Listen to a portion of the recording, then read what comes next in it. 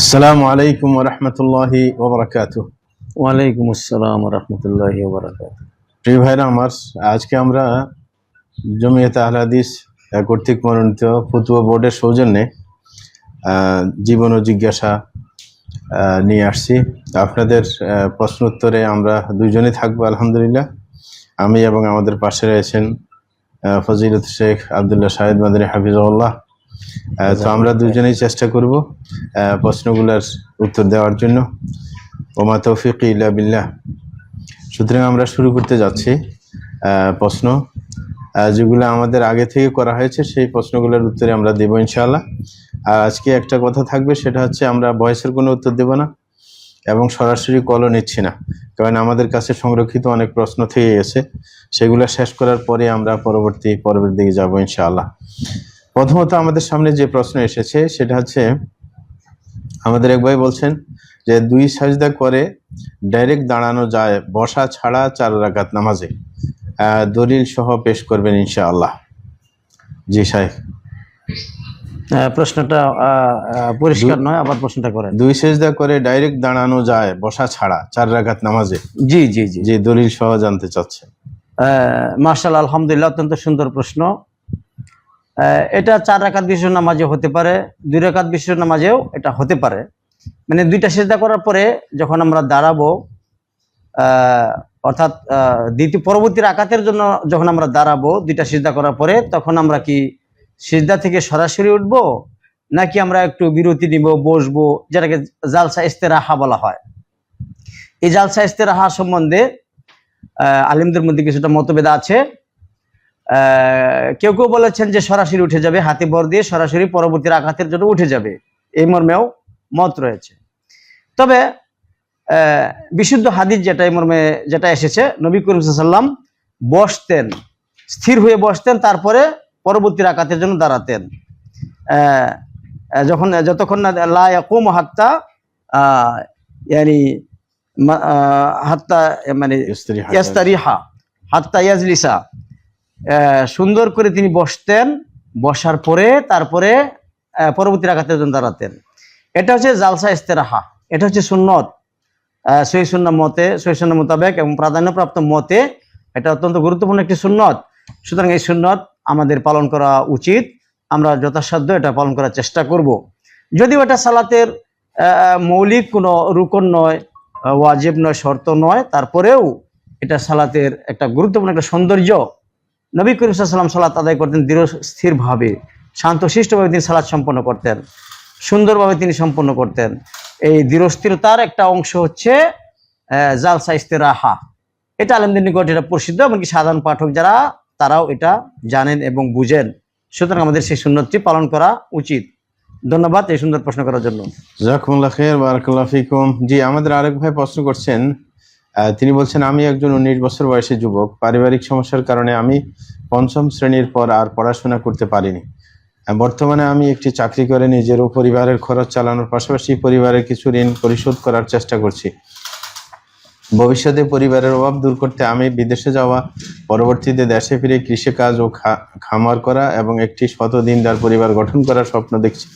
কিন্তু শিক্ষাগত যোগ্যতা না থাকা এবং বর্তমানে নানামুখী চাপের কারণে মাঝে মাঝে আমি খুব হতাশ ও চিন্তিত হয়ে পড়ি। আপনার কাছে আমার আকুল আরজ, আমার এই বর্তমান পরিস্থিতি, কম শিক্ষাগত যোগ্যতা এবং জীবনের লক্ষ্যগুলো বিবেচনা করে আমাকে সঠিক পরামর্শ দিন। এই পরিস্থিতিতে আমার কি করা উচিত? কিভাবে আমি আল্লাহর উপর ভরসা রেখে ধাপে ধাপে সামনে এগোতে পারি? মেহরবানি করে আমাকে পথ নির্দেশনা দেবেন এবং আপনার বিশেষ দোয়ায় এই ছোট ভাইকে মনে রাখবেন, যেন আল্লাহ আমাকে একজন সৎ ও সফল দিনদার মানুষ হিসেবে কবুল করেন। জি, সুন্দর প্রশ্ন, তবে প্রশ্নটা অনেক লম্বা হয়ে গেছে।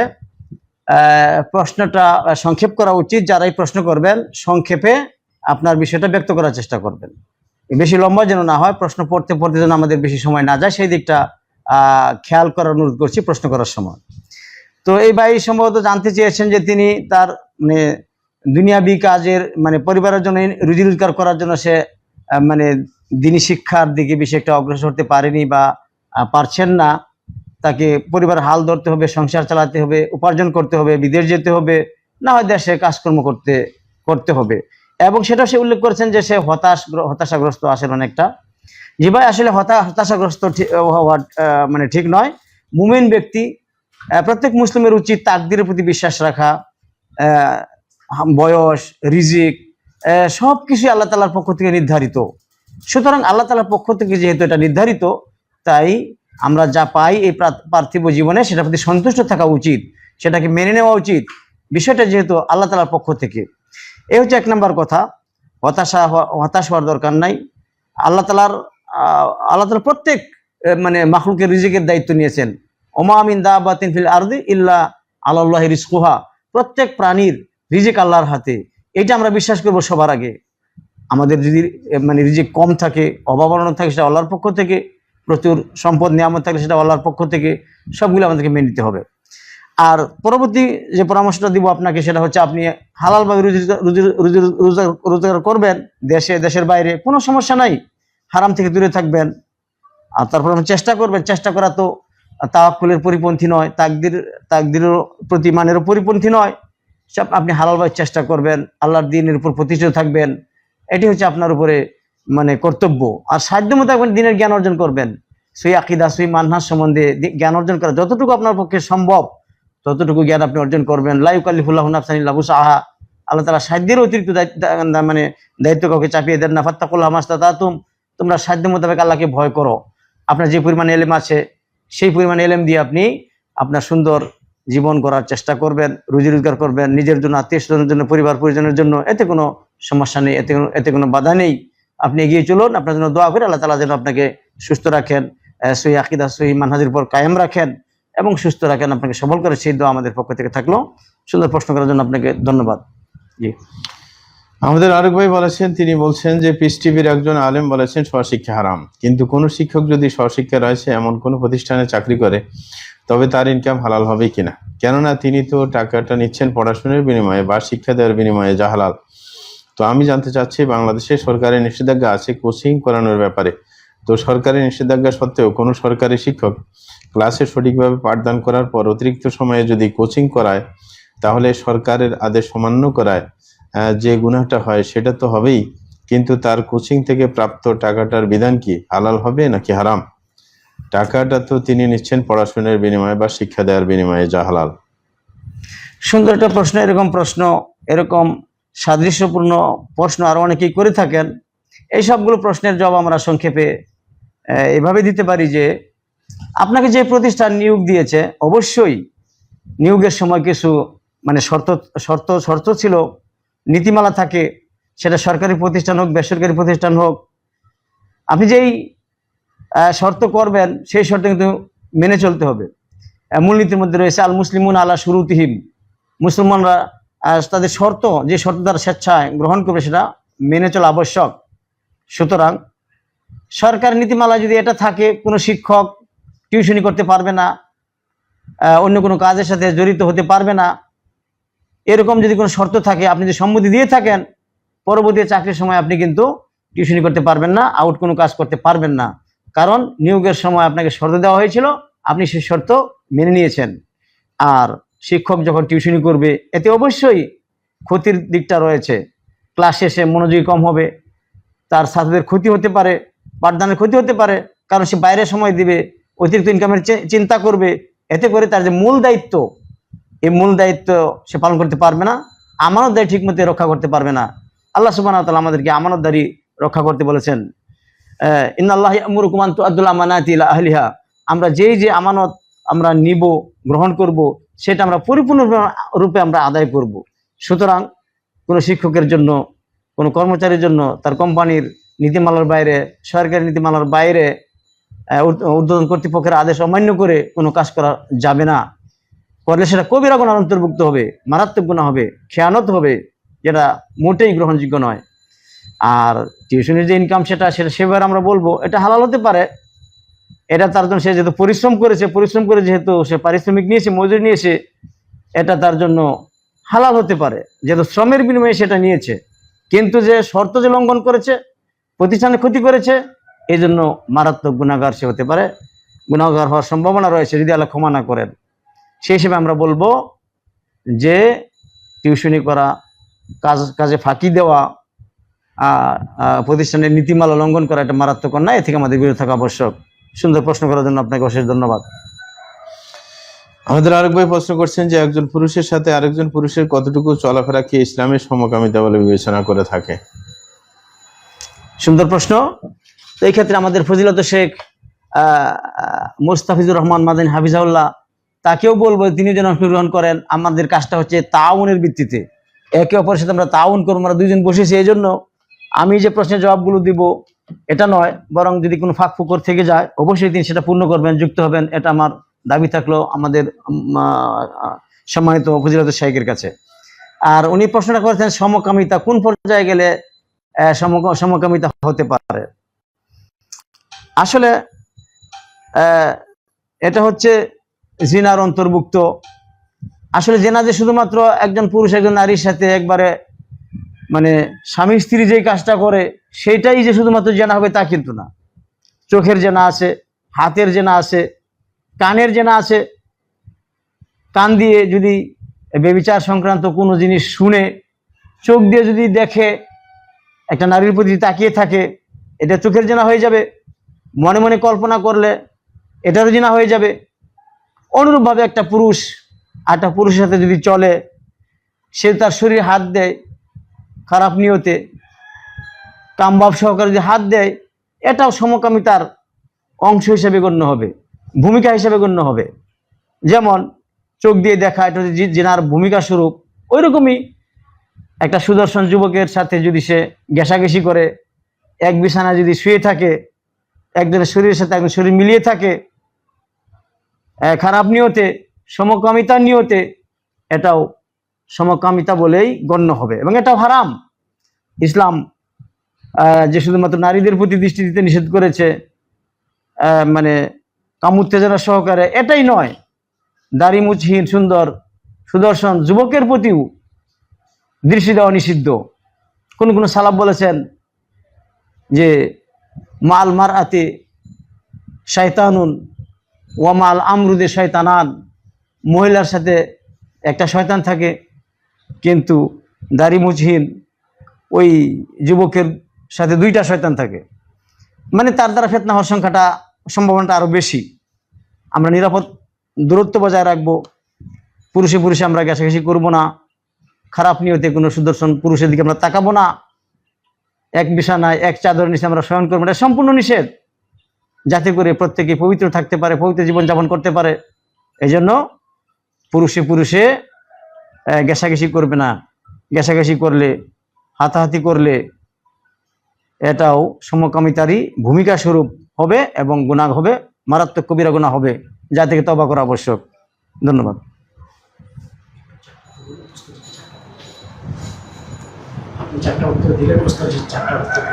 জি মাশাআল্লাহ। আগের গুলো তো ফাঁকা, সামনের গুলা কই প্রশ্ন নাই তো, আর ডাইরেক্ট সালাম টালাম এগুলো আছে। তো যারা কল দিয়েছিল তাদেরকে কল ব্যাক করেন অথবা সিগন্যাল দেন। এই যে অধিকাংশ সালাম পাঠিয়েছে, সালামের জবাব দেন, সমস্যা কি? দেখতেছি আরো, মানে আমাদের এটা তো নতুন নতুন নতুন, হয়তো একটু ভিজিটর কম হবে, প্রশ্ন কম হবে। আমরা ধীরে ধীরে ভবিষ্যতে ইনশাল্লাহ যখন মানুষের কাছে নাম্বারটা ছড়িয়ে পড়বে, তখন ইনশাল্লাহ আমরা বেশি প্রশ্ন পাবো এবং জবাব দিতে পারবো ইনশাল্লাহ বেশি সংখ্যক। আর নাই তো দেখো, যে কল করছিল কলটা ধরেন না, কল ব্যাক করেন, তার প্রশ্ন আমরা সরাসরি শুনবো এবং জবাব দিব।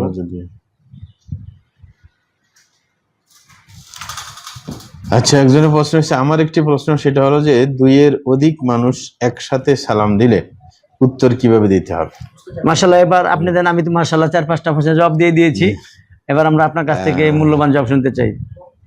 জাযাকুমুল্লাহ খাইর, বারাকাল্লাহু ফিকুম। জি, আমাদের ভাই যেটা বলেছেন যে দুইয়ের অধিক মানুষ যদি একসাথে সালাম দেয় তাহলে উত্তর কিভাবে দেবে? আমরা বলি যতজনেই সালাম দেয় উত্তর একটাই সবার জন্য যথেষ্ট হয়ে যাবে। এই যে এমন না যে প্রত্যেকের উত্তর দিতে হবে, হ্যাঁ, সুতরাং একটা উত্তরই যথেষ্ট, যতজনেই সালাম দেখ না কেন। এটা কোনো প্রত্যেকের উত্তর ভিন্ন ভিন্ন দেওয়া কোনো বাধ্যতামূলক না। জাযাকুমুল্লাহ খাইর, বারাকাল্লাহু ফিকুম। এই প্রশ্ন তো সব সালামে না, মানুষ আস্তে আস্তে আসতে চাচ্ছে, কেউ হয়তো শুনতে চাচ্ছে।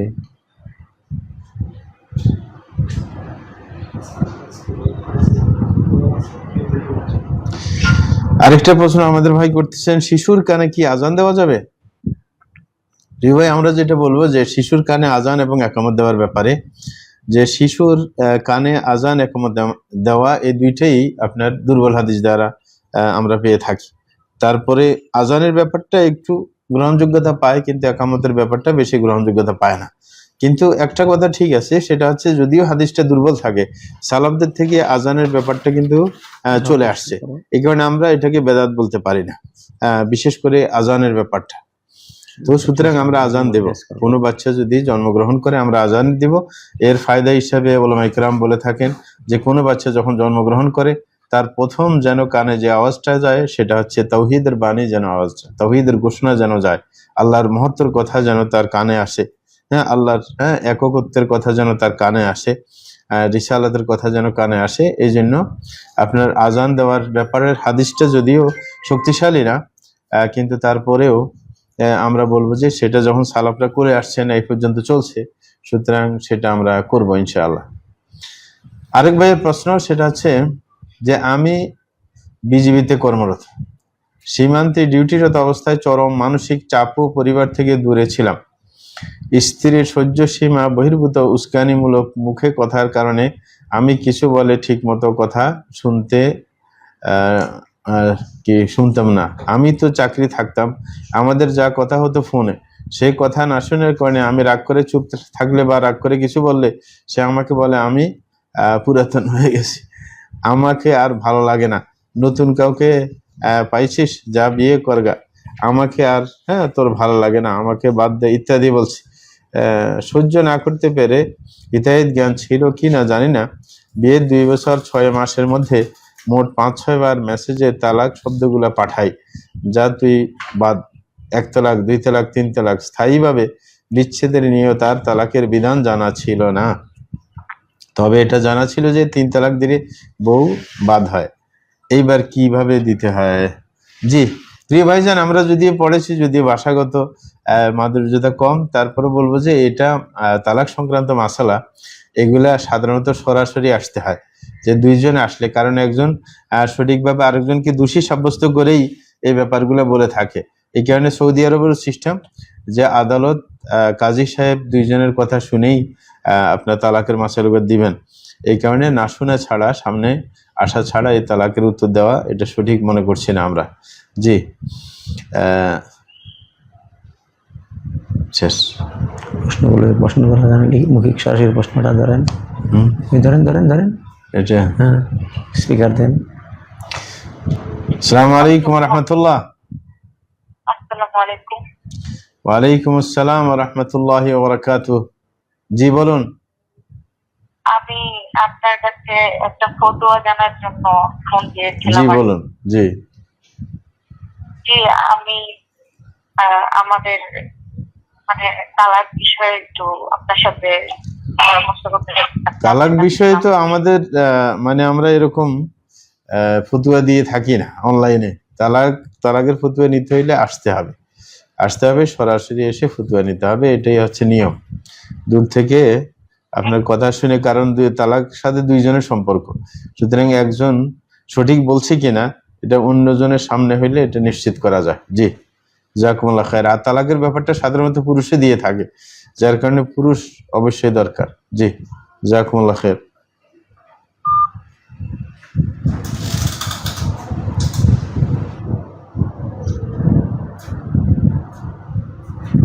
এখানে তো যতগুলো ছিল শেষ, অধিকাংশ সালাম ছিল। কোথায়? হ্যাঁ শুরুতে আনরিড দেখেন, আনরিড তো আর নাই। ফরওয়ার্ড করতে পারেন। এখানে ওই যে আপনার কয়েকটা একসাথে দেওয়া আছে এগুলা। আচ্ছা ঠিক আছে। তা আমরা আরো কিছু প্রশ্ন নিচ্ছি। সেটা হচ্ছে একজন প্রশ্ন করছেন যে আল্লাহ রাব্বুল আলামিন কোথায় অবস্থান করছেন, কোরআন এবং হাদিসের আলোকে জানিয়ে বাধিত করবেন। জি আমরা বলবো যে আল্লাহ জাল্লাহু কোথায় আছেন সেটা কোরআন মাজিদের মধ্যে অনেকগুলো আয়াতে 7 জায়গায় বলা হয়েছে। আল্লাহ আরশের উপর সমুন্নত, আর রহমানু আলাল আরশি ইস্তাওয়া, সুতরাং আল্লাহ শানু আপনার আরশের উপরে আছেন, সেটা আমাদেরকে বিশ্বাস করতে হবে। এটা হচ্ছে নিয়ম। কোরআনে যেরকম বর্ণিত আছে, হাদিসেও একইভাবে বর্ণিত আছে। রসুল আকরম সাল্লাল্লাহু আলাইহি ওয়াসাল্লাম আপনার মহিলাকে, মানে তার ইমান ঠিক আছে কিনা তাকে পরীক্ষা করতে গিয়ে আল্লাহ রসুল সাল্লাল্লাহু আলাইহি ওয়াসাল্লাম বলেছেন আইন আল্লাহ, জিজ্ঞাসা করেছেন যে আল্লাহ কোথায়। সে ইঙ্গিত দিয়ে দেখিয়েছিল যে ফিসামা, আল্লাহ আকাশে উপরে আছেন। তো এটার দ্বারা বোঝা যায় যে আপনার আল্লাহ উপরে আছেন, আকাশের উপরে, আরশের উপরে, এটা আমরা বিশ্বাস করব। এর বিপরীতে যারা মনে করে যে আল্লাহ সব জায়গায় আছে, এটা ব্যাখ্যা সহ আমরা বলতে পারি যে আল্লাহ সব জায়গায় আছেন মানে কি, যে আল্লাহ শুনেন, সব জায়গার সবকিছু দেখেন, সব জায়গার সাউন্ড গুলো আল্লাহ শুনতে পান, এই হিসেবে আল্লাহ সব জায়গায় আসেন বলা যাইতে পারে। কিন্তু যারা বলে থাকেন ওরা কিন্তু সাধারণত অনেকে অস্তিত্ব সহ আল্লাহ সব জায়গায় আছেন এরকমই বুঝাই থাকেন। কিন্তু আমরা আর কি এটাকে এইভাবে ব্যাখ্যা দিয়ে থাকি। এইভাবে ব্যাখ্যা করলে সমস্যা নেই। কারণ আল্লাহ যখন মুসা এবং হারুন আলাইহিস সালাম তাদের ব্যাপারে বলছেন ইন্নানি মাকুমা আসমাউ ওয়া আরা, যা আমি তোমাদের সাথেই আছি, আমি আপনার সবকিছু শুনতে পাচ্ছি, সকল কথা, এবং সবকিছু দেখতে পাচ্ছি। তাহলে এইভাবে কারোর সাথে থাকা, এইভাবে কোরআন আয়াত যেটা ব্যাখ্যা হলো আর কি, এই আয়াতটাই অন্য আয়াতের ব্যাখ্যা। ওহু মাকুম আইনামা কুনতুম, এ জাতীয় যত আপনার মুতশাবিহ আয়াত আছে সেগুলোর ব্যাখ্যা এই আয়াত দিয়ে আমরা দিতে পারি, যে আল্লাহর সাথে থাকা মানে যে আল্লাহ শুনেন, দেখেন, এইভাবেই। জি, আরেকটা প্রশ্ন আমাদের ভাই করছেন যে আল্লাহ সুবহানাহু ওয়া তাআলা ছাড়া কেউ অদৃশ্য সম্পর্কে জানে কিনা? আল্লাহ শানু ছাড়া কেউ অদৃশ্য সম্পর্কে জানেন কিনা, হাদিসের এবং কোরআনের আলোকে সেটা বলবেন। আমরা বলবো যে আল্লাহ ছাড়া অদৃশ্য সম্পর্কে কেউ জানেন না। যেটাকে অদৃশ্য মানে গায়েব যেটাকে বলা হয়, গায়েব একমাত্র আল্লাহ শানু জানেন। এমনকি রসুল আকরম সাল্লাল্লাহু আলাইহি ওয়াসাল্লাম জানেন না। যদিও কেউ এখন আরো সামনে বেড়ে বলেন যে পীর সাহেবরাও গায়েব জানেন, কিন্তু এটা একেবারে অমূলক কথা। কোরআন মাজিদের মধ্যে আল্লাহ শানু রসুল সাল্লাল্লাহু আলাইহি ওয়াসাল্লাম সম্পর্কে বলেছেন, যে আপনি বলেন যে আমি যদি গায়েব জানতাম তাইলে আমার কোনো ক্ষতি হতো না, আমি কে আর সমস্ত কল্যাণ আমার ভাগে পড়তো, মানে অকল্যাণ বলতে আমার কিছু হতো না। কিন্তু অথচ রাসূল সাল্লাল্লাহু আলাইহি ওয়াসাল্লাম তিনি আপনার উহুদের যুদ্ধে আপনার আক্রান্ত হয়েছেন কাফেরদের আঘাতে। তাইলে উনি যদি গায়েব জানতেন তাইলে কিভাবে তিনি আক্রান্ত হবেন? উনি তো আগেই থেকে জানতেন, সুতরাং ওইভাবে ব্যবস্থা গ্রহণ করতেন। এই কারণে কোরআন মাজিদের মধ্যে যেরকম আল্লাহ বলেন কুল্লা ইয়ালামুল গায়বা ইল্লাল্লাহ, যে হে রাসূল আপনি বলে দেন গায়েব একমাত্র আল্লাহই জানেন। আর আম্বিয়া কেরাম যে গায়েবী সংবাদগুলো দিতেন ভবিষ্যৎ সম্পর্কে, জান্নাত জাহান্নাম ইত্যাদি সম্পর্কে, সেটা সাধারণত আল্লাহ জাল্লাহু জানিয়ে দিয়েছেন বলে তিনি বলছেন। নিজের পক্ষ থেকে কোনো সংবাদ দেননি, আল্লাহর পক্ষ থেকে দিয়েছেন। এই কারণে আমরা সর্বসাকুল্যে বলতে পারি যে গায়েবের জ্ঞান একমাত্র আল্লাহ রাখেন, অদৃশ্যের জ্ঞান একমাত্র আল্লাহ রাখেন, আর কেউ এই জ্ঞান রাখেন না। এটা হচ্ছে স্পেশাল। জি,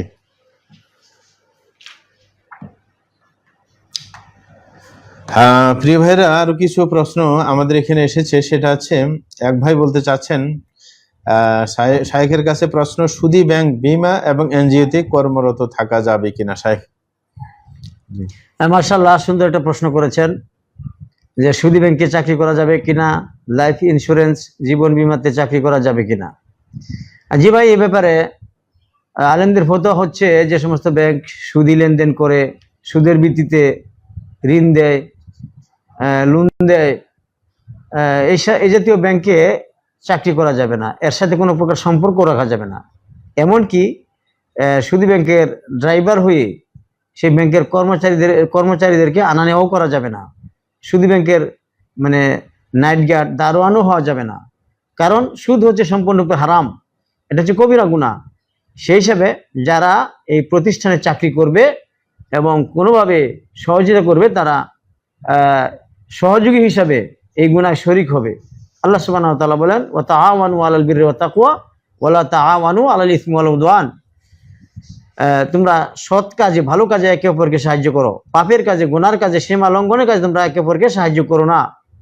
নবী করিম সাল্লাল্লাহু আলাইহি ওয়াসাল্লাম সুদের ব্যাপারে একাধিক ব্যক্তির উপর লানত করেছেন, অভিশাপ করেছেন, যে সুদ দেয় এবং যে সুদ গ্রহণ করে, যে সুদ লিখে।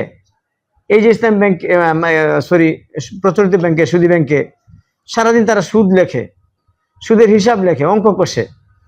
সেই হিসেবে যারা সুদ লেখে ও কাতেবাইহি, এবং যারা যে দুজন সাক্ষী থাকে সুদের, সবাই সাওয়া, হুম সাওয়া, অপরাধের ক্ষেত্রে সকলেই একই কাতারে। সেই হিসেবে আমরা বলবো আলেমদের ফতোয়াই সঠিক, সেটা হচ্ছে সুদী ব্যাংকে চাকরি করা যাবে না, সেখানে মানে অতিরিক্ত মুনাফা অর্জন করার জন্য টাকা পয়সা রাখাও যাবে না। এমনকি সেই ব্যাংকের কোনো কর্মচারী, জারুদার, ড্রাইভার, নাইট গার্ড, প্রহরী, নিরাপত্তা কর্মী, এই জাতীয় কোনো পোস্টেই চাকরি করা যাবে না, এবং চাকরি করলে কবিরা গুনাহ হবে। আল্লাহ সুবহানাহু ওয়া তাআলা আমাদেরকে হারাম থেকে এবং হারামের পথ থেকে আমাদেরকে বিরত থাকার তৌফিক দান করুন, আল্লাহুম্মা আমিন। ধন্যবাদ। জি, আরেক ভাই প্রশ্ন করছেন যে কোনো উজুর ছাড়া সালাত জমা করা যাবে কি, এবং উজুর বলতে কি বোঝানো হয়? জি, দুই সালাত একত্রিত করে নবী করিম সাল্লাল্লাহু আলাইহি সাল্লাম মদিনায় একাধিকবার পড়েছেন। বিগাইরে মাতারিন ওয়ালা খাউফ, এরকম হাদিসে শব্দ এসেছে যে বৃষ্টি ছিল না, কোনো ভয়ভীতি ছিল না, তারপরেও নবী করিম সাল্লাল্লাহু আলাইহি সাল্লাম যোহর আসর একত্রিত করেছেন, মাগরিব এশা একত্রিত করেছেন। তো এর মানে হচ্ছে ভয় ছিল না, বৃষ্টি ছিল না, তার মানে অন্য কোনো কারণ ছিল না, বিষয়টা কিন্তু এমন নয়। এখানে অন্য কোনো কারণ থাকতে পারে, অবশ্যই কারণ ছিল, কিন্তু সেটা আমরা বিস্তারিত জানতে পারছি না যে সেই কারণটা কি ছিল। বিনা কারণে দুই সালাত একত্রিত করা তো জায়েজ নাই। আল্লাহ সুবহানাহু ওয়া তাআলা বলেছেন, ইন্না সালাতা কানাত আলাল মুমিনিনা কিতাবাম মাওকুতা, সালাত মুমিনদের উপর ফরজ করা হয়েছে নির্দিষ্ট সময়ে। নবী করিম সাল্লামকে জিজ্ঞাসা করা হলো, আইউল আমালে আফদল, সবচেয়ে উত্তম আমল কোনটি? তিনি সুস্পষ্ট করে বলেছেন, as-সালাতু লিওয়াক্তিহা, যথাসময়ে সঠিক সময়ে সালাত আদায় করা, এটা হচ্ছে সর্বোত্তম আমল। সেই হিসাবে যথা সময়ে সঠিক সময়ে আউয়াল ওয়াক্তে সালাত আদায় করা, এটা অত্যন্ত গুরুত্বপূর্ণ একটা সওয়াবের কাজ, আল্লাহর কাছে অত্যন্ত প্রিয় কাজ। বিনা কারণে সালাত বিলম্বিত করা নিষিদ্ধ, এটা মুনাফিকের লক্ষণ। সুতরাং বিলম্বিত করা যাবে না। তবে কোনো কারণ যদি থাকে, গ্রহণযোগ্য কারণ থাকলে, যেমন ধরুন আপনি অসুস্থ, বৃষ্টি নাই, ভয় নাই, কিন্তু অসুস্থ, এই সময় আপনি দুই সালাত একত্রিত করতে পারেন। মাগরিব এবং এশা, যোহর এবং আসর আপনি একত্রিত করতে পারেন। আমরা অনেক সময় দেখি যে আপনি অনেক ক্লান্ত থাকেন, দূর থেকে এসেছেন, ভ্রমণ করে এসেছেন, ক্লান্ত, ওই অবস্থায়ও আমরা বলবো যে দুই সালাত একত্রিত করা যেতে পারে, কারণবশত। এটা খামখেলি নয়, এটা খেলতামাশা নয় যে আপনি যা ইচ্ছা তাই করবেন, জিনিসটা এরকম নয়। তো ক্ষেত্র বিশেষে, প্রয়োজনে নবী সাল্লাল্লাহু আলাইহি ওয়াসাল্লাম কোনো উম্মতের উপর কোনো মানে কঠিন কিছু চাপিয়ে দিতে চাননি। আল্লাহ সুবহানাহু ওয়া তাআলা আমাদের উপর কঠিন কিছু করেন নাই, চাপিয়ে দেন নাই। এই জন্য সহজ করার জন্য কখনো কখনো কারণবশত দুই সালাত একত্রিত করা যেতে পারে। ধন্যবাদ। আমরা বলবো যে উনি ওজর ছাড়াই সালাত জমা করার চিন্তা করেছেন। আমরা বলবো যে কোনোভাবে ওজর ছাড়া সালাত জমা করা যায় না। ঠিক, রাসূল আকরাম সাল্লাল্লাহু আলাইহি ওয়াসাল্লামের যে সালাত জমা করার নিয়ম ছিল, সেটা হচ্ছে সফরের মধ্যে সালাত জমা করতেন, বৃষ্টির কারণে সালাত জমা করেছেন। এরকম ভাবে এছাড়া ওলামায়ে কেরাম বলে থাকেন যে বৃষ্টিতে যখন জমা করা যায়, এরকম ভাবে যদি কাদা হয়ে যায়, হ্যাঁ, আপনার রোড গার্ড যদি কাদা হয়ে যায়, যেগুলা ধুইতে অনেক সমস্যা হয়, অনেক এঁটেল মাটি হওয়ার কারণে দেখা যায় যে ধুইতে সময় লাগে, তো এই সমস্ত অবস্থায় আপনার জমা করা যেতে পারে। এরকম ভাবে অসুস্থ, রাসূল আকরাম সাল্লাল্লাহু আলাইহি ওয়াসাল্লাম মুস্তাহাজা মহিলাকে দুই সালাত একত্রে পড়ার কথা বলেছেন। তো এই জাতীয় ওজর লাগবে, ওজর ছাড়া কিন্তু চলবে না। ওজর অবশ্যই লাগবে, কিন্তু অবহেলা চলবে না যে একবারে সুযোগ পেয়ে আপনার জমা করে ফেলবেন, একটু ক্লান্তি লাগলো তাই জমা করে ফেললেন, না, এরকম কোনো ব্যাপার না। যথা সময় পড়ার চেষ্টা করতে হবে। কারণ যদি আমরা বলি যে একটু ক্লান্তি লাগলেই, হ্যাঁ, তখন ক্লান্তির কথা বলে সবাই শুরু করবে। এটা ক্লান্তির একটা আছে, সীমা আছে, একটা অর্থ আছে। জি, এটা কি অত্যন্ত ক্লান্ত নাকি টুকটাক ক্লান্ত? অবশ্যই পার্থক্য আছে। আরেকটা বিষয়ের বিপরীতে খেয়াল করতে হবে, আমাদের দেশে ওলামায়ে কেরাম কিন্তু সফরের টাইমে জমা করার ব্যাপার বলেন না। তা আমরা উঠেও মনে করিয়ে দিব যে সফরের সময়, এটা হাদিস দ্বারা প্রমাণিত, ইবনে আব্বাস রাদিয়াল্লাহু তাআলার হাদিস দ্বারা, যে রাসূল আকরাম সাল্লাল্লাহু আলাইহি ওয়াসাল্লাম সফরের মধ্যে জমা করতেন, যোহর আসর জমা করতেন এবং মাগরিব এশা জমা করতেন। সুতরাং আমরা সফরের সময়, কারণ সফরটা হচ্ছে ক্লান্তির বিশেষ হ্যাঁ আপনার একটা মাধ্যম। সুতরাং দীর্ঘ কাজও থাকে, অনেকের ব্যস্ততা থাকে, এই কারণে তো মানুষ সফর করে। এই কারণে আপনার রাসূল সাল্লাল্লাহু আলাইহি ওয়াসাল্লাম যে সুযোগ দিয়েছেন সেই সুযোগটা আমরা গ্রহণ করব, এটাই হচ্ছে নিয়ম আর কি। জি, জাযাকুমুল্লাহ খায়ের। আরেকটা প্রশ্ন আরেকজন করেছেন, সেটা হচ্ছে যে আমাদের ভাই বলতেছেন, আমার প্রশ্ন হচ্ছে যে কোনো একই প্রশ্ন আবার করলো, এতবার করলো কেন? একটা প্রশ্ন অনেকবার করতেছে। রে ভাইজান, আপনার উত্তর পাইতে দেরি হলে এতবার তো করা লাগে না, 7-8 বার করছেন আপনি একই প্রশ্ন, মুশকিল। আরেকটা হচ্ছে আমাদের আরেক ভাইয়ের প্রশ্ন যে ছেলে সন্তান, আচ্ছা কি লিখছেন, জন্মের সপ্তম দিনে মাথার চুল মুন্ডন করে চুলের ওজন করে সমপরিমাণ রৌপ্য দান করতে হবে মর্মে হাদিসে কি বলে?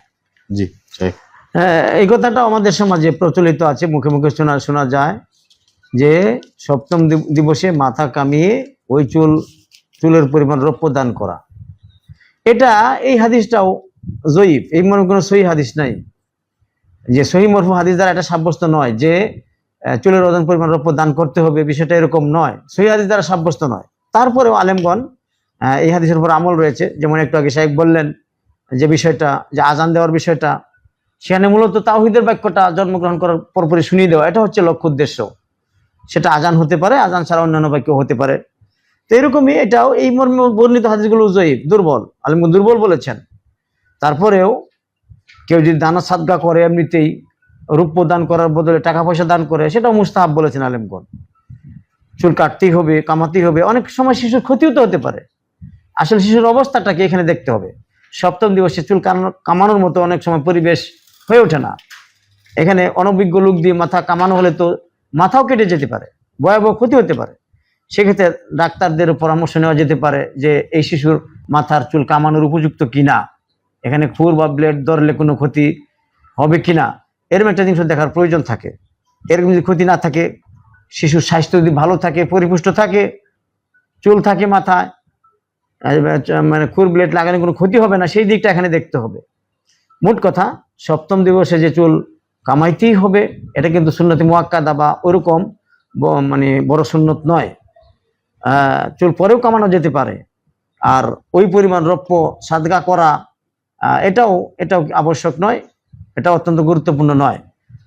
টাকা পয়সা কিছু সাদগা করবে, অন্যান্য কোনো জিনিস সাদগা করলেই সেটা কি হয়ে যাবে, আদায় হয়ে যাবে। ধন্যবাদ। জি ধন্যবাদ শেখ। আসলে আমরা ওইটাকে বেদাত বলতে যাব না, কারণ হচ্ছে সালাফদের থেকে এরকম প্রচলন চলে আসছে। আসলে তাদের উদ্দেশ্য হচ্ছে একটা ছোট বাচ্চা যখন জন্মগ্রহণ করে তার চুল আন্দাজ যদি সৎকা করা যায় তাইলে তার সুস্থতা আশা করা যায়। হ্যাঁ, এরকম একটা মানে যেটাকে খায়রুল ফাল বলা হয়, হ্যাঁ, মানে সুলক্ষণ শরীয়তে আছে, রাসূল ইসলাম পছন্দ করতেন, এই বিদায় উলামায়ে কেরাম করে থাকেন। এই কারণে আমরা এটাকে আপনার বেদাত না বলে, কিন্তু এটার মানে ভিত্তি শক্তিশালী না, কোনো বিশুদ্ধ হাদিস দ্বারা প্রমাণিত না।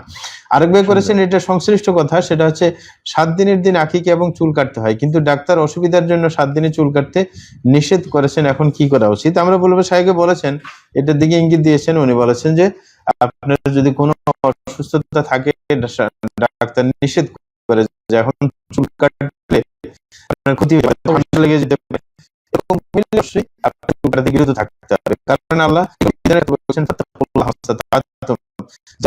ভয় করো,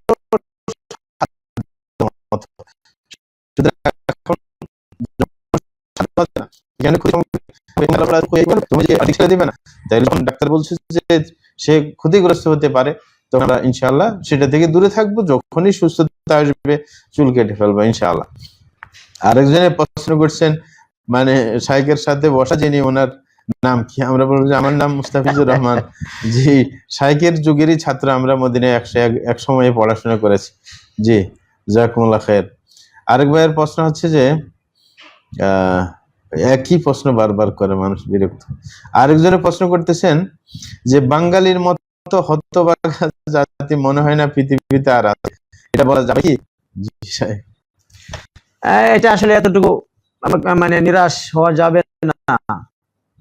আল্লাহ বাশিরু ওয়ালা তুনাফিরু ইয়াসসিরু ওয়ালা তুআসসিরু, মানুষকে সুখবর দাও, মানুষকে নিরাশ করো না, দূরে সরিয়ে দিও না। একটা গোটা জাতিকে দোষারোপ করা ঠিক না। এই জাতির মধ্যে মাশাআল্লাহ আলেম ওলামা আছে, ওলিয়া উলিয়া আছে, মুহাদ্দিস আছে, মুফাসসির আছে, দায়ী আছে, সৎকর্মশীলগণ আছেন, দানবীররা আছেন, অনেক ভালো মানুষ আছেন। সবাই যে হতভাগ্য এই কথা বলা একচেটিয়া ভাবে দোষারোপ করা ঠিক নয়। নবী করিম সাল্লাল্লাহু আলাইহি ওয়াসাল্লাম বলেছেন যে ব্যক্তি বলল যে হালাকান নাস ফাহুয়া আহলাকাহুম, অন্য রাওয়াতে ফাহুয়া আহলাকুহুম, যে ব্যক্তি বল মানুষ ধ্বংস হয়ে গেছে, সবই হতভাগ্য হয়ে গেছে, আসলে তো মানুষ হতভাগ্য হয় নাই, সে নিজেই হতভাগ্য হয়ে গেছে, নিজেই নিরাশ হয়ে গেছে, সেই কল্যাণ শূন্য হয়ে গেছে। বাঙালি জাতির মধ্যে প্রচুর কল্যাণ আছে আলহামদুলিল্লাহ, আল্লাহ শুক্রিয়া। এই যে ইয়ামানে যে হুতিরা বিদ্রোহ করতেছে, সুন্নি মুসলিমদেরকে মানে হত্যা করতেছে, বিশৃঙ্খলা করতেছে ইয়ামানের মধ্যে, ওই হুতিদের বিদ্রোহী দমন করার জন্য, সৌদি আরবকে, হারামাইনের দেশকে রক্ষা করার জন্য মোহাম্মদ বিন সালমান যে সুন্দর উদ্যোগ নিয়েছে, একটা জোট গঠন করেছে, ইসলামী জোট, মুসলিম রাষ্ট্রগুলোকে নিয়ে, মাশাআল্লাহ আলহামদুলিল্লাহ বাংলাদেশ সেখানে যোগ দিয়েছে। বাংলাদেশ সেনাবাহিনী সেখানে যাবে, সত্যের পক্ষে লড়াই করবে, হারামাইন শরীফাইন রক্ষা করার জন্য তারা যুদ্ধ করবে, হকের পক্ষে, ন্যায়ের পক্ষে। এটাকে আপনি ছোট করে দেখছেন? অবশ্যই না, আমরা এটাকে জোরালোভাবে সমর্থন করি। বাংলাদেশ সেনাবাহিনীর ভিতরে বিরাট কল্যাণ রয়েছে। বাংলাদেশের যে আর্মি আছে তাদের এটা তারা যদি সেখানে যায়, নিয়ত যদি ভালো থাকে, ইনশাল্লাহ তারা সেখানে যাওয়ার কারণে বিরাট ফজিলত পাবে, আল্লাহ তাদেরকে সম্মানিত করবেন। এটা একটা বিরাট কল্যাণ জাতির মধ্যে, আলহামদুলিল্লাহ শুক্রিয়া। প্রত্যেক জাতির মধ্যে কল্যাণ আছে, মুসলিম জাতির মধ্যে। সুতরাং কিছু মানুষ আছে একেবারে নিজেকে মানে ছোট মনে করে, জাতিকে তুচ্ছতাচ্ছিল্য করে, এতে করে সে নিজেই ক্ষতিগ্রস্ত হয়। আসলে এই কথা তাকে বলার অধিকার কে দিয়েছে? এরকম কোনো কথা বলা ঠিক নয়, কোশ্চিনকালে এরকম কোনো কথা বলা ঠিক হবে না। আমরা আশা পোষণ করব। নবী সাল্লাল্লাহু আলাইহি ওয়াসাল্লাম ফালকে পছন্দ করতেন, মানে আল্লাহর কাছে ভালো কিছু আশা রাখতেন, নিরাশ হতেন না। আমরা নিরাশ হব না, আমরা আশা রাখবো। আল্লাহ হাদিসে এসেছে, আল্লাহ তাআলা বলেন, আনা ইন্দা জন্নি আব্দি বি, মানুষ আমার সম্বন্ধে যেরকম ধারণা করে আমি সেরকমই, সেভাবেই আমি তার কাছে উপস্থিত হই, সেভাবেই আমি তার কাছে বিবেচিত হই। সুতরাং আল্লাহর উপর আমরা আস্থা রাখবো, আশা রাখবো, নিরাশ হব না। এটাই হবে ইসলামী আকীদার একটি অংশ। ধন্যবাদ। জাযাকুমুল্লাহ খাইর, বারাকাল্লাহু ফিকুম। জি, আমরা জাতি হিসেবে আসলে অনেকে খারাপ ভাবে ভাবি আমাদের দ্বারা কিছু হবে না, কিন্তু অনেক কিছুই হচ্ছে বিশ্বের বুকে। আলহামদুলিল্লাহ, এই জাতীয় কথা বলা উচিত হবে না ইনশাআল্লাহ। আরেক ভাইয়ের প্রশ্ন, সেটা হচ্ছে যে তিনি বলতে চাচ্ছেন যে পৃথিবী ব্যাপী একই দিনে ঈদ ও সিয়াম পালন করা যাবে কি? এই প্রশ্ন তো নতুন প্রশ্ন নয়, এটা অনেক পুরাতন প্রশ্ন, বারবার ঘুরে আসতেছে। এই মর্মে অনেক কথা বলা হয়েছে, অনেক লেখালেখি হয়েছে যে সূর্যের মাতলা কি এক নাকি একাধিক। যারা বলছে, যারা ইত্তেহাদুল মাতালে এর পক্ষে, তারা বলছে যে না, একই দিনে সারা বিশ্বে সিয়াম শুরু হবে, একই দিন ঈদ হবে। আর ইখতিলাফুল মাতালে যারা দত্তব্য মানে যারা গণ্য করেছে, তারা বলছে না, লিকুল্লি বালাদিন রুইয়াতুহুম, প্রত্যেক দেশের লোকেরা তাদের রুইয়া অনুযায়ী, তাদের দেখা অনুযায়ী তারা শুরু করবে, তারা ঈদ করবে, সিয়াম রাখবে। তো এটা একটা প্রসিদ্ধ প্রশ্ন, এটা নতুন প্রশ্ন না, অনেক পুরাতন প্রশ্ন। এটি অনেক আগে থেকে প্রশ্নটা হয়ে আসছে। খোলাফা রাশিদিন থেকে শুরু করে আজ পর্যন্ত কখনো একসঙ্গে সারা মুসলিম বিশ্বে একসঙ্গে ঈদ, একসঙ্গে সিয়াম এটা হয়নি। এটা সাহাবীদের যুগে ইখতিলাফ হয়েছে, এটা ইখতিলাফ মাসআলা এবং মাসআলা নয়। একসাথে ঈদ, একসাথে সিয়াম রাখলে মুসলমান হয়ে যাবে, মুসলিম হয়ে যাবেন, এই কথা ভুল। আকীদা ঠিক নাই, আকীদা গলত রয়েছে, মারাত্মক বিভ্রান্তি আছে। মূল আকীদা রেখে যদি আমরা সবাই একসঙ্গে ঈদ করি, একসাথে সিয়াম করি, তাহলে কি মুসলমানদের মধ্যে কি হয়ে যাবে? মুসলমানরা সারা বিশ্বে জয়লাভ করবে? এটা কোনো বুদ্ধিমানের কথা হতে পারে না। যে সময় ওই ইখতিলাফ ছিল শুধু মানে স্পেনে এক সময়, খোরাসানে আরেক সময়, ভারতবর্ষে, এভাবে যখন ঈদ এবং সিয়ামের ক্ষেত্রে মতভেদ ছিল, তখন কিন্তু মুসলিম জাতি অত্যন্ত শক্তিশালী ছিল, তারা বিজয়ী ছিল। এই ইখতিলাফ তাদের জাতীয় ঐক্যের উপর কোনো প্রভাব ফেলেনি। সুতরাং এই প্রশ্নের উত্তর দিয়ে আমি বেশি লম্বা করতে চাচ্ছি না। আমাদের মুহতারাম শাইখের কাছে যদি কিছু থাকে তিনি যোগ করবেন।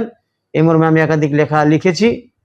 আমাদের বাংলাদেশ জমিয়তে আহলে হাদিসের যে দুটি গুরুত্বপূর্ণ মুখপত্র, সাপ্তাহিক আরাফাত এবং মাসিক তারজামাল হাদিস, এই দুইটা পত্রিকার মধ্যে একাধিকবার এই প্রশ্নের জবাব দেওয়া হয়েছে। আপনারা সেখান থেকে ইলমি জবাব আপনারা সেখান থেকে সংগ্রহ করে নেবেন। আর আমি সংক্ষিপ্তভাবে যেটা বললাম এটা কোনো মতভেদের বিষয় নয়। তবে এই কথা ঠিক যে একই পরিবারের মধ্যে মতভেদ করা ঠিক হবে না। একটা গ্রামের মধ্যে কিছু লোক সিয়াম রাখছে, আবার কিছু লোক ইফতার করতেছে, রোজা ভেঙে ফেলেছে, কিছু লোক ঈদের নামাজ পড়তেছে, আবার কিছু লোক পরের দিন পড়বে, এরকম হওয়াটা ঠিক না। এরকম এলোমেলো কাজ ইসলাম সমর্থন করে না। এরকম বিশৃঙ্খলা ইসলাম সমর্থন করে না। ইসলাম সুন্দর ধর্ম, ঐক্যের ধর্ম। ইসলাম ধর্মের মধ্যে সৌন্দর্যটা ফুটে উঠবে আমাদের মানে আমলে, আখলাকে, আচরণে। সুতরাং এভাবে মতভেদ করাটা ঠিক না। মতভেদ করলে এটা নিয়ে মতভেদ করলে আমাদের মানে ক্ষতিটাই হবে বেশি, উপকার হয়েছে লাভের চেয়ে ক্ষতিটাই হবে বেশি। এটা একটা ফিকি মাসআলা, এটা নিয়ে প্রাচীন এবং বর্তমানেও মতভেদ রয়েছে। আমরা সেভাবে এই মাসলাটাকে মূল্যায়ন করব। এই কারণে কাউকে বেদাতি, কাউকে মুশরিক, কাউকে জঙ্গি এরকম বলাটাও মনে হয় উচিত হবে না। আল্লাহু আলাম। জি, ধন্যবাদ প্রিয় ভাইরা। আসলে আপনার এই মাসলা নিয়ে দ্বন্দ্ব হওয়ার কারণ হচ্ছে যে রাসূল আকরাম সাল্লাল্লাহু আলাইহি ওয়াসাল্লামের যে হাদিস সুমু লিরুয়াতি ওয়া আফতিরু লিরুয়াতি, সেখানে বলা হয়েছে যে চাঁদ দেখেই মানে রোজা রাখার কথা, এবং এরকম ভাবে আপনার রোজা ছাড়ার কথাও চাঁদ দেখে। এটা নিয়ে দ্বন্দ্ব। কেউ বলছে এটাকে যে আম হিসেবে ধরা হবে পুরো বিশ্ববাসীর জন্য, কেউ বলছে এটাকে খাস হিসেবে ধরা হবে, যে প্রত্যেক এলাকা যখন মাতলা ভিন্ন হয় তখন ভিন্ন করে ধরা হবে। কারণ দূরত্ব যখন বিশ্বের মধ্যে অনেক দূর, এক এলাকা থেকে অনেক এলাকা অনেক দূর, এবং এক এলাকা চাঁদ দেখলে অন্য এলাকা দেখা যাচ্ছে না, সুতরাং ওই মাতলাকে গণ্য করা সেটা সাহাবার দ্বারা প্রমাণিত। ইবনে আব্বাস রাদিয়াল্লাহু তাআলা আনহু যেটা শাইখে ইঙ্গিত দিয়েছিলেন, যে কুরাইব রাহিমাহুল্লাহ যখন বলছিলেন ওনাকে যে শামের মধ্যে আপনার চাঁদ আগে দেখা গেছে মদিনার আগে, ইবনে আব্বাস রাদিয়াল্লাহু তাআলা বলছে যে আমাদের এলাকা হিসেবে আমরা চাঁদ দেখছি, পরে আমরা ওই হিসাবে সিয়াম পালন করব। সুতরাং যখন হাদিসটা যদিও ব্যাপক এসেছে, কিন্তু যখন একজন বিশিষ্ট সাহাবীর দ্বারা আপনার তিনি এটা খাস করে নিলেন মাতলা ভিন্ন হওয়ার কারণে, তাইলে সেটাই গ্রহণযোগ্য আমরা মনে করবো ইনশাআল্লাহ। এবং এইভাবে বিশ্ববাসী কিন্তু মেনে আসছে, দীর্ঘদিন থেকে এইভাবেই চলে আসছে। যদিও বলা হয় যে একীভূত করার জন্য মুসলমানদেরকে আপনার একসাথে সিয়াম পালন করলে সুবিধা হয়, কিন্তু এটা বাস্তবতা এরকম না। একই সাথেই তো আমরা সালাত আদায় করছি, কিন্তু তাই বলে কি আমাদের মধ্যে ঐক্য সৃষ্টি হচ্ছে না? তো এই কারণে আমরা বলবো যে এইগুলা নিয়ে মাথা ব্যথা করার কোনো কারণ নেই। আরেকটা হচ্ছে যে কোনো প্রশাসনের অধীনে আমরা ভিন্নতা দেখাবো না। বাংলাদেশে একটা প্রশাসন আছে, সুতরাং এই প্রশাসনের অধীনে যারা আছে তারা বেশিরভাগ রাখতেছে পরের দিনে, আমরা কিছু সংখ্যক মানুষ মানে সৌদি আরবের সাথে মিলিয়ে রাখবো, সেটা অযৌক্তিক বিষয়। তো আপনি তো যেটা ঐক্য চাচ্ছেন সেখানে তো পাঠল ধরাচ্ছে, যে এক এলাকার মধ্যে এইভাবে চলছে, ওরা নিজের এলাকায় চাঁদ দেখে সিয়াম পালন করে এবং মানে রোজা ছাড়ে, কিন্তু সেই ক্ষেত্রে আপনি আরবদের সাথে মিলে বিশৃঙ্খলা ঘটাচ্ছেন। তাইলে উদ্দেশ্য যেটা ঐক্য সৃষ্টি করা, সেই ক্ষেত্রে আরো অনৈক্য সৃষ্টি হচ্ছে। সুতরাং এটা অযৌক্তিক কথা। জি, এই কারণে আমরা অবশ্যই বলবো যে আমরা মাতলা হিসাবে প্রত্যেক এলাকা, যে এলাকার অধীনে, যেমন আমাদের বাংলাদেশ, ইন্ডিয়া, পাকিস্তান, এগুলো একই মাতলার অধীনে, সুতরাং আমরা একসাথে সিয়াম পালন করব। অন্য এলাকা হোক, যেমন নাকি সালাতের ক্ষেত্রে আমরা সৌদি আরব থেকে আপনার 3 ঘন্টা পরে আমরা আদায় করতেছি, তাইলে যদি একদিনের ব্যবধানে এতটুকু ব্যবধান হয়, তাহলে একটা মাসের ব্যবধান তো 1 মাসের হবে, একদিনের হবেই, এটা স্বাভাবিক। সুতরাং এটা জটিল কিছু না, বুঝলেই হয়। জি, জাযাকুমুল্লাহ খাইর, বারাকাল্লাহু ফিকুম। আরেকজনের প্রশ্ন, তিনি বলতেছেন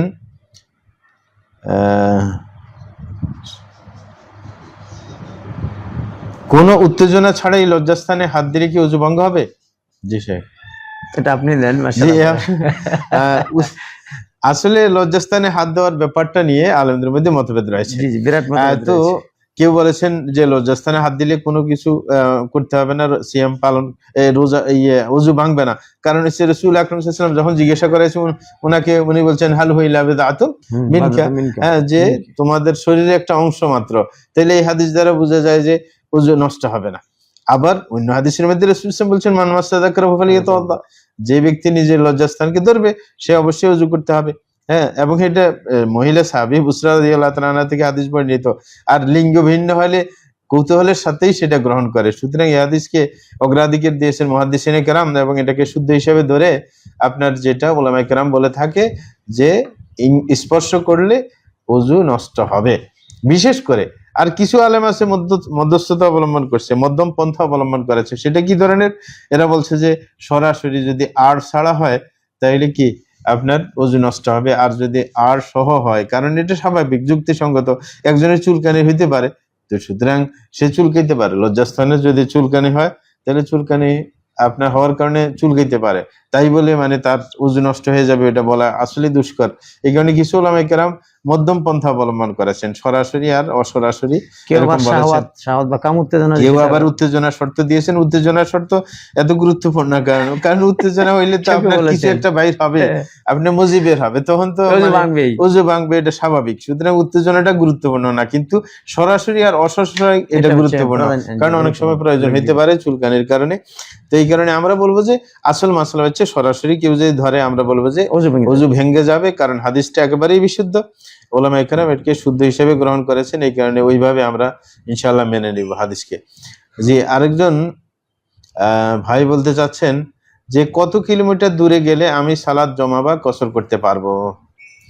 জি, আমরা বলবো যে আপনার দূরত্বের ব্যাপার হচ্ছে যে সফরের দূরত্ব নিয়ে আবার আরেকটা কথা আমরা যে অধিকাংশ আলেম যেটা বলে থাকে সেটা হচ্ছে কসরের দূরত্ব উটের যে চলার গতি 3 দিন হিসেবে ধরলে বর্তমানে আমরা 80 কিলোমিটার বা তার বেশি আমরা ধরতে পারি, হ্যাঁ এতটুকু আর কি। তো এই হিসেবে ইবনে তাইমিয়া রাহমাতুল্লাহ কিন্তু ভিন্নটা বলেছেন। ইবনে তাইমিয়া রাহমাতুল্লাহ বলেছেন যে এখানে রাসূল আকরাম সাল্লাল্লাহু আলাইহি ওয়াসাল্লামের হাদিস পাওয়া যায় 3 ফারসাক দূরে গিয়ে রাসূল আকরাম সাল্লাল্লাহু আলাইহি ওয়াসাল্লাম আপনার কসর করেছেন। যেমন এমন হাদিস আছে ইবনে হাজম আল-যাহিরি রাহিমাহুল্লাহ তিনি এটা বর্ণনা করেছেন, এটা কিন্তু বিশুদ্ধ সনদে বর্ণিত যে 9 কিলোমিটার দূরে গিয়ে রাসূল সাল্লাল্লাহু আলাইহি ওয়াসাল্লাম কসর করেছেন। এই ভিত্তিতে আপনি ইবনে তাইমিয়া রাহমাতুল্লাহ বলেছেন যে আপনার এই প্রত্যেক এলাকার যোগাযোগ ব্যবস্থার উপর নির্ভরশীল, প্রত্যেক এলাকায় কোন এলাকায় কতটুকু দূরত্বকে সফর মনে করা হয় সেটাই গুরুত্বপূর্ণ। যেমন আরব দেশে এখন কেউ যদি আপনার 100 কিলোমিটার 150 কিলোমিটার যায় এটাকে সফর মনে করা হয় না, কিন্তু যদি 200 250 300 কিলোমিটার যায় তখন এটাকে সফর মনে করা হয়। তাইলে যোগাযোগ ব্যবস্থার উপর নির্ভরশীল। কোনো এলাকায় এমন হইতে পারে এখনো আপনার 30-40 কিলোমিটার গেলেই এটা সফর মনে করা হইতে পারে, কোনো একবার পাড়াগাঁও এলাকা বা জঙ্গল এলাকা হইতে পারে। এই কারণে আমরা বলবো যে যেটাকে ওরফে বলবে মানে ওই যুগের মানুষরা পরিভাষায় যদি বলে তারা সফর, ওইটাকে সফর ধরা দরকার। যেখানে যোগাযোগ ব্যবস্থা অতি উন্নত, দ্রুত চলাচল করা যায়, অনেকে নাস্তা করার জন্য আমরা সৌদি আরবে দেখেছি 150 কিলোমিটার চলে যায়। তো সুতরাং এখানে আপনার কসর করার কোনো ব্যাপার থাকে না। এই কারণে আপনার দূরত্বটা যোগাযোগ ব্যবস্থার উপর নির্ভরশীল, এটা হচ্ছে বিশুদ্ধ যেটা আমাদের মনে হচ্ছে। কারণ যোগাযোগ ব্যবস্থার উন্নতির কারণে আপনি সামান্য 80 কিলোমিটার দৌড়লে একসময় এমন হবে যে আপনার যোগাযোগ ব্যবস্থা এমন উন্নত হবে যে 500 কিলোমিটার 1 ঘন্টা যাইতে পারবো আমরা, এরকম হইতে পারে, একসময় আসতে পারে। তো সুতরাং আমাদের এই দূরত্বটা আর যুক্তিগত থাকে না। আর এটা এমন না যে যেই আপনার গবেষণা করে যে সময়টা নির্ধারণ করা হয়েছে যে দূরত্বটা এটা যে একবারে বিশুদ্ধ সনদে এসেছে একবার সরাসরি সরিহ এরকমও না, মানে হাদিসটা একবারে সরিহ না। সুতরাং ওটার উপর নির্ভরশীল হওয়া এটাও আসলে ঝামেলা করে। জি, এই কারণে বিশুদ্ধ হচ্ছে যোগাযোগ ব্যবস্থার উপর নির্ভরশীল হবে। তারপরে আমরা বলে রাখি জুমহুরের মতকে কেউ যদি প্রাধান্য দিয়ে কসর করে থাকেন, হ্যাঁ তার কসর করা জায়েজ হবে। আমরা এটাকে নাজায়েজ বলতে চাচ্ছি না আবার যে কেউ বলতে পারেন তাইলে কি নাজায়েজ হয়ে যাবে, না। যদি জুমহুরের কথাকে প্রাধান্য দিয়ে কেউ সালাত কসর করেন কোনো অসুবিধা হবে না ইনশাআল্লাহ। জি, আরেক ভাইয়ের প্রশ্ন তিনি বলতেছেন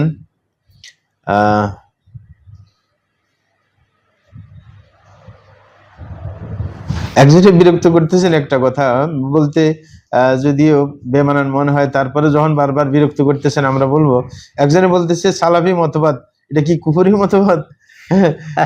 আমরা বলবো যে মানে এটা একবারে মানে খারাপ একটা কথা। যে মতবাদের মানুষরা ডাইরেক্ট কোরআন হাদিস মানার ব্রতী গ্রহণ করেছে, যে তারা জীবন পরিচালনার ক্ষেত্রে কোরআন হাদিস ছাড়া অন্য কিছু গ্রহণ করতেই চায় না, তাদেরকে আপনার কুফরি মতবাদ সেই মতবাদকে বলা এটা কখনো ঠিক হয় না। এটা মতবাদও আমরা বলবো না, কারণ মতবাদ হচ্ছে মানুষের বাদ, মানে মানুষের নির্ধারিত মতবাদ। এটা হচ্ছে আল্লাহর পক্ষ থেকে কোরআন সুন্নাহকে মানা।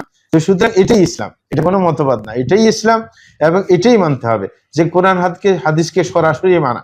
এটা হচ্ছে আসলে রাসূল আকরাম সাল্লাল্লাহু আলাইহি ওয়াসাল্লামের সাহাবায়ে কেরাম এটাই করেছে, যে তারা সরাসরি রাসূল আকরাম সাল্লাল্লাহু আলাইহি ওয়াসাল্লাম যেটা করেছেন। আমরা বলবো যেমন রাসূল ইসলাম একদিন সালাতের মধ্যে জুতা খুলে ফেলেছেন, ঠিক না?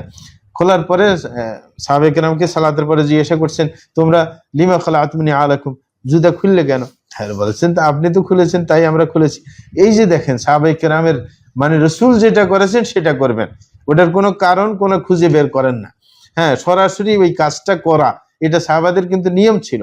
পরবর্তী না বিধান আসছে যে সুন্নত, ওয়াজিব, ফরজ, হ্যাঁ, মুস্তাহাব, এরকম অনেক বিধান যেগুলো পরবর্তীতে ওলামায়ে কেরাম নির্ধারণ করেছেন। কারণ অনেকে ছাড়াছাড়ি করে, এই কারণে কোনটা ছাড়লে বেশি অপরাধ হবে, কোনটা ছাড়লে কম অপরাধ হবে, ওরা নির্ধারণ হয়েছে। কিন্তু রাসূল আকরাম সাল্লাল্লাহু আলাইহি ওয়াসাল্লামের বাণী, আল্লাহর বাণী সরাসরি মানার যে চিন্তা, এটা হচ্ছে সঠিক চিন্তা, এবং এটাই ইসলাম। এই ইসলাম মানে তো আনুগত্য, এটাই সত্যিকারের আনুগত্য, যে রসুলের বাণী আপনি সরাসরি মানবেন এবং কোরআনের বাণী সরাসরি মানবেন। সুতরাং সেটাকে আপনার কুফরি মতবাদ, হ্যাঁ, এটা বলা একেবারেই মানে হাস্যকর আর কি, যেটাকে আর বলার অপেক্ষা রাখে না। সাইকে হয়তো বা সংযোজন আমি করবেন সংযোগ করতে ইনশাআল্লাহ। চাচ্ছি, এই প্রশ্ন যিনি করেছেন তার দুইটা অবস্থা হতে পারে। এক তো তিনি কৌতূহলী হয়ে এই প্রশ্ন করেছেন, একটু মজা করার জন্য এই প্রশ্ন করেছেন, এটাও হতে পারে। অথবা একটা অপবাদ মানে অপপ্রচার আছে না সালাফিদের বিরুদ্ধে, যে এরা হচ্ছে মানে মাদখালি, এরা হচ্ছে উমুক তুমুক, ওয়াহাবি, এরকম অপপ্রচার দ্বারা সে প্রভাবিত হতে পারে। জানি না সে তিনি মানে মানে কোনটার উপরে আছেন। হতে পারে তিনি এমনি হাসি মজা করার জন্য, কৌতূহল করার জন্য প্রশ্ন করেছেন, না হলে সালাফি মতবাদ কি কুফরি? আরে এটা তো তুলনার প্রশ্নই আসে না। কেউ যদি বলে মশা হাতির চেয়ে ছোট, এটা হইল নাকি? হ্যাঁ, হাতি মশার চেয়ে বড়, হ্যাঁ, এটা মানে তুলনা করার একটা থাকতে হবে, একটা মানে মানানসই হতে হবে। হ্যাঁ, আসলে এটা কোনো মানে সালাফি মানে মানহাজ, এটা কুফরি, এটা হতেই পারে না, কুফরির ধারে কাছেও না। এটা হচ্ছে যেটা শেখ কত সুন্দরভাবে আপনাকে বুঝিয়ে দিয়েছেন, এটা হচ্ছে কোরআন সুন্নাহ ভিত্তিক এবং সালাফদের মানহাজ অনুযায়ী, হ্যাঁ, যারা চলে, কোরআন এবং হাদিসকে যারা মানে সালাফদের বুঝ অনুযায়ী বোঝার চেষ্টা করে, তারা হচ্ছে সালাফি, তারাই হচ্ছে হকপন্থী, তারা হচ্ছে নাজাতপ্রাপ্ত দল বলে আমরা আকীদা রাখি, বিশ্বাস রাখি। মানে সফল কাম হতে হলে অবশ্যই মতাদর্শ গ্রহণ করতে হবে। কাজেই আমরা বলবো এটা একটা অপবাদ, এটা অপপ্রচার, এটা একটা মানুষের কৌতূহল করে অনেক সময় বলে থাকে। ধন্যবাদ। জি, আমরা সময় শেষ ভাগে আরেকটা কথা বলে শেষ করবো। আরেকজনে প্রশ্ন করছেন আজকে কিন্তু আপনার নোয়াখালীতে বিরাট সমাবেশ, আপনার হিজবুত তাওহীদের বিরুদ্ধে, কারণ ওটা হচ্ছে তার সেলিমের আসল কেন্দ্র নোয়াখালীতে। এই কারণে কওমি উলামায়ে কিরামের অধীনে বিশাল একটা সমাবেশ হচ্ছে। তো ওই ক্ষেত্রে আমাদেরও মত জানতে চেয়েছেন এক ভাই, তিনি বলতেছেন যে হিজবুত তাওহীদ সম্পর্কে কিছু জানতে চান। জি সাহেব, আপনি বলেন। হিজবুত তাওহীদ যদি আমাদের পাশের এলাকা, সেই এলাকায় বর্তমানে ইমামের জায়গা আর কি, যেটা সেলিম, হ্যাঁ, তাকে ইমাম বলা হয়, এরা ইমাম বলে না ইমাম বলে। হ্যাঁ, যাই হোক, এরা আসলে মৌলিকভাবে এই সমস্যাটা সৃষ্টি করেছে। তাওহীদ নাম দিয়েছে ঠিকই, কিন্তু একাত্মবাদের কোনো কিছুই পাওয়া যায় না। যদি আল্লাহ শানুকে একক হিসেবে মানতেন, আল্লাহর সমস্ত ফরমান তারা বাস্তবায়ন করতেন। সেলিম নিজেই দাঁড়িয়ে রাখে না ঠিক মতো, হ্যাঁ, দাঁড়িয়ে কাটে, হ্যাঁ, সুতরাং ঠিক না, আল্লাহর বিধানকে মানলো ঠিক মতো, হ্যাঁ, হইলো, হ্যাঁ, তার দাঁড়ি কি ধরা যায়? হ্যাঁ, সুতরাং এই যে দাঁড়ি কাটতেছে, তার সামনে মহিলারা বেপর্দা হয়ে আপনার চলতেছে, এগুলো তো শরীয়ত মানা হইলো না। সুতরাং আল্লাহকে কিভাবে একক হিসেবে মানলো? আর দ্বিতীয় কথা হচ্ছে যে তাদের আসল মূল উদ্দেশ্য হচ্ছে, তাদের কথা কারবারে বোঝা যায় এরা মুনকিরুল হাদিসের একটা প্রকার, একটা ধরন। তারাও কিন্তু হাদিসকে অস্বীকার করে। হ্যাঁ, তো ওটার আরেকটা ধরন আর কি, নতুন রূপ। হ্যাঁ, মুনকার হাদিস কিন্তু ভয়ঙ্কর, এরা কিন্তু ঈমান হারা। কারণ আপনি শুধু কোরআন মানলে হবে না, কারণ কোরআনের সাথে সাথে হাদিস মানতে হবে। রাসূল আকরাম সাল্লাল্লাহু আলাইহি ওয়াসাল্লাম কে আল্লাহ জাল্লা শানহু বলেছেন মানে ওনার আনুগত্য সম্পর্কে, মা আতাকুম রাসূল ফাখুযুহু ওয়া মা নাহাকুম আনহু ফান্তাহু, যে রাসূল আকরাম সাল্লাল্লাহু আলাইহি ওয়াসাল্লাম জানিয়েছেন সেটা গ্রহণ করতে হবে।